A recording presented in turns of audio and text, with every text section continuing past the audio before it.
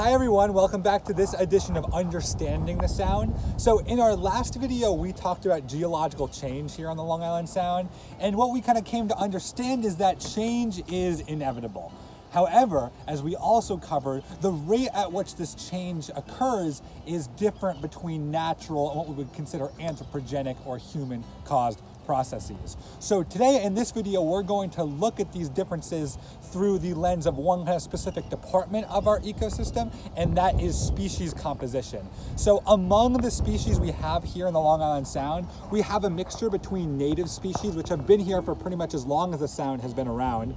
We have native species that are still kind of colonizing the Sound on natural timescales, and we also have what we would consider non-native or even invasive species, which are colonizing our shores due directly to human activity.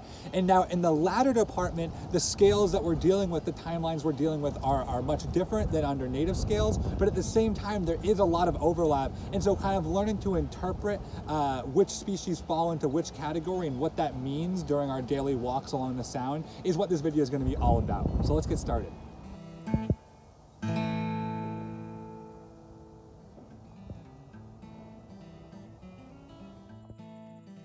Every single species we see around the Sound has a unique natural history, and no two histories are alike, or finished. Such histories continue to be written, and so any biological community we observe, much like the physical environment, is a mere snapshot in time. New species arrive and old species die out, but the turnover is generally slow and easy for us to miss. Often only major environmental disturbances drive drastic and sudden shifts in a biological community. It turns out, however, that humans are one such disturbance. One of the greatest hallmarks of the Anthropocene is the homogenation of global biota, the reshuffling of species around the globe through commercial, pet, and agricultural trades. The consequences of this movement can be serious. Without predators or competition, invasive species can overrun an ecosystem and drive native species to extinction. Unfortunately, there are many invasive species in and around the Sound. To qualify as invasive, a species must be both non-native, harmful to local ecosystems, and able to spread beyond human means. The most common invasive species are plants. In my first video on salt marshes, we discussed Phragmites australis, the common reed. This is an excellent example of an invasive species, for it has truly overrun our coastline.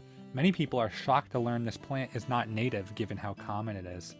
Phragmites grows in wet, marshy areas, and while it is limited by salinity, it completely dominates high salt marsh and freshwater wetlands.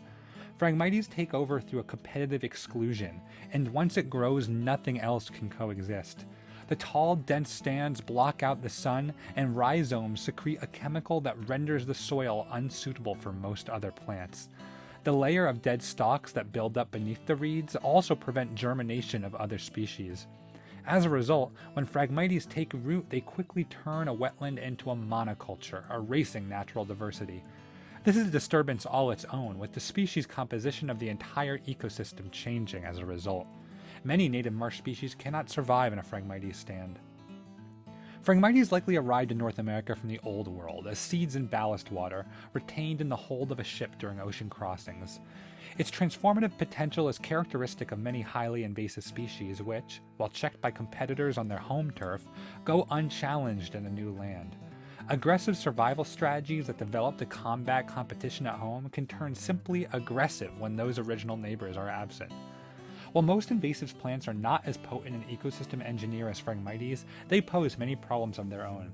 Plants are especially susceptible to invasion. The struggle for space and light and the random dispersal of seeds means that species with a slight competitive advantage can spread quickly and efficiently.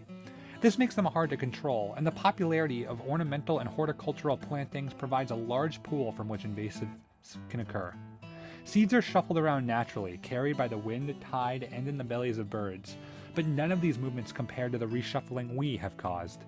Look closely through any garden center or manicured landscape. How many non-native plants do you see?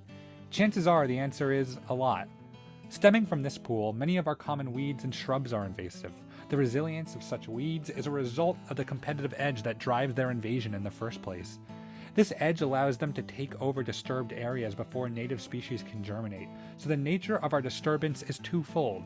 We import competitive species and then open disturbed areas for them to colonize. That being said, not all non-native plants are invasive. Some propagate on their own but don't take over or have a discernible impact on native wildlife. We call these plants naturalized. Many naturalized plants are flowering species that local pollinators develop a taste for, and they can work their way into a local ecosystem at densities no different from native species. This opens up debate among conservationists. Are non-native species inherently bad, or only the ones that actively invade? How much time and effort should we spend trying to keep ecosystems pristine? One species of primitive plant that toes the line between invasive and naturalized is the seaweed Codium fragilis, otherwise known as dead man's fingers. This seaweed, which is native to East Asia, has spread throughout the North Atlantic and is generally regarded as a nuisance. However, the main issue it poses is not to local wildlife, but to us. It colonizes pilings, buoys, and other man-made surfaces, rendering them unusable. It can also choke up aquacultural oyster beds, costing farmers a lot of money. Does this qualify as an invasive species? The category isn't so clear. What happens when an invasive outcompetes another invader? After plants, coastal marine species are often the most prone to introduction and invasion. Coastal waters see a lot of boat traffic, both commercial and recreational, and the constant movement of vessels from one area to another makes it quite easy for organisms to hitch a ride while attached to the hull or contained in ballast. Increasingly, coastal temperate waters host a homogenized ecosystem, a true melting pot for organisms brought into shipping ports from all over the world. The eastern coast of the US has seen the introduction of non-native species via transatlantic vessels many times since European colonization. Some of these arrivals happened quite early. The common periwinkle likely arrived in our shores during the 1800s, and although the rocky shores of New England are among the best studied habitats on Earth, scientists don't really know what they looked like before the periwinkle arrived. The snail is now as naturalized as can be, and there is no movement to eradicate the snails from our shores. They have no real native competitors in their niche and now make up an important part of coastal food webs. The Asian shore crab, however, is a more recent arrival, appearing only within the last few decades from larvae held in ballast. These small crabs are unequivocally invasive. In intertidal habitats, they can outcompete native mud crabs, and, being highly reproductive, females may produce 180,000 eggs in a season. Their abundance poses a sufficient threat to native prey species. As voracious predators, they feed on many native organisms, including young bivalves, recently recruited algae, and other crustaceans. This is often the case with invasive animals, in contrast to plants. Instead of domination by competitive exclusion, these species dominate through predatory prowess and a lack of predators. Asian shore crabs often feed on young periwinkles, and the resultant food web is characteristic of what we'd call a novel ecosystem, or an ecosystem that has departed from its natural characteristics, but is self-sustaining in its new form. With both plants and marine organisms, introductions of non-native species are often unintentional. Unfortunately, around the Sound we can also see the results of intentional introductions. Several species of non-native bird have been introduced to our area over the past 200 years, primarily from Europe. Some of these introduced birds are now our most abundant, such as house sparrows and European starlings. Another introduced species is the mute swan, which was initially brought to the US as a captive ornamental species, prized for its decorative beauty, almost like many garden bed flowers.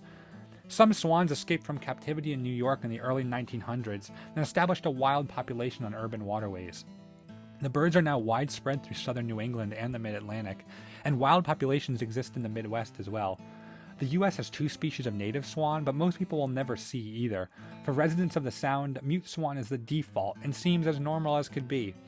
The swans can unfortunately exert huge pressures on the aquatic plant communities they feed on, as mute swans are non-migratory and don't move from one place to another.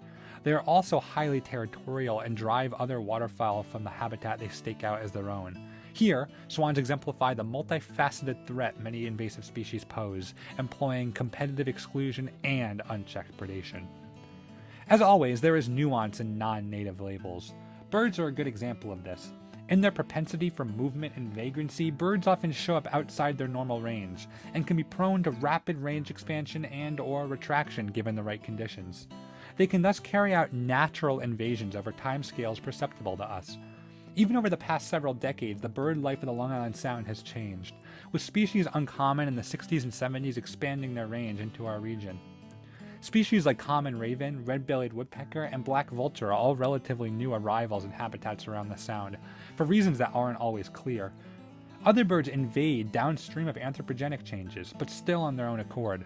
The brown-headed cowbird expanded east from the Great Plains with the advent of agriculture, hopping from bison to cows and beyond. The cattle egret has a similar story, arriving in South America from Africa and expanding north through cattle fields, an equivalent to the African big game they initially evolved to follow. This summer I've been fortunate enough to spend time in Connecticut's first black skimmer colony. These native birds seem to be expanding their range north along the coast, and while they are previously uncommon in Connecticut, they're now fledging young along the shores of the Sound. Will their numbers continue to grow, or will this colony remain isolated from the bulk of their range? Only time will tell. Things are changing, and parsing through the reasons is often muddy, natural or man-made, invasive or naturalized. Such is the nature of the Anthropocene, when causes and effects snowball through ecosystems to create something truly novel. I hope this video helps you understand our local ecosystems through that lens. Thanks for watching.